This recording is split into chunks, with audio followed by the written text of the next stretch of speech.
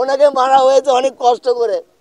ওনাকে এই কাদার ভেতরে, কাদার একটা ড্রেন, কাদার ড্রেন, সেখানে পা দিয়ে তারপরে তার মাথার উপরে পা রেখে শ্বাসরোধ করে এত কষ্ট দিয়ে মানুষ মারে, এবং অনেক লোক ছিল ওখানে, তারা কেউ আগাই নাই।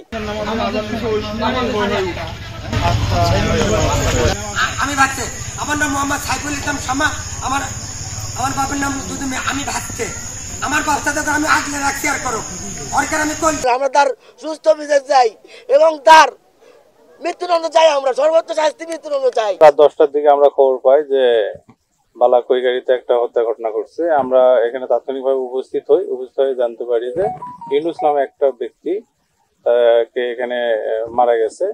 আমরা তার লাশ ময়নাতদন্তের জন্য মেডিকেলে প্রেরণ করেছি। Cinematic display, photography master, performance expert, NextG N9. আমরা যেটা ঘটনা জানতে পেরেছি সেটা হলো গত বৃহস্পতিবারে ইউনুসের ছেলে শাহিন, আমরা যেটা জানছি যে মানসিক প্রতিবন্ধী, সে রাস্তাতে যাচ্ছিল। আজকের যে আসামির ওয়াইফ রাস্তাতে হাঁটে যাওয়ার সময় এই শাহিন ওই আজকে আসামির ওয়াইফকে হাত দিয়ে সরাই দেয়। এই ঘটনাকে কেন্দ্র করে আজকে এই হত্যাকাণ্ড ঘটেছে বলে আমরা প্রাথমিকভাবে জানিয়েছি।